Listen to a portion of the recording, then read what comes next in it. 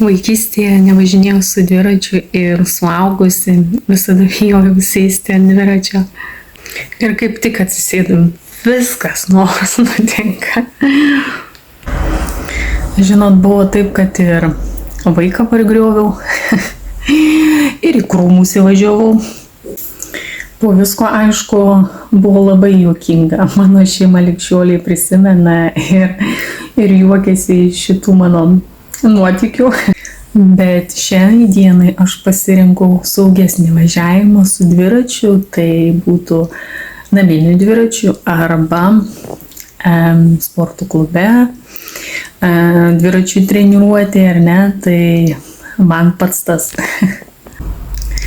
Bet jei kas nori gauti gero juoko dozę ir prisiminti įspūdžius ilgam, galime prisiminti kartu. Gerą nuotaiką ir įspūdžius garantuoju. Šis prisiminimas jums išliks tikrai ilgam.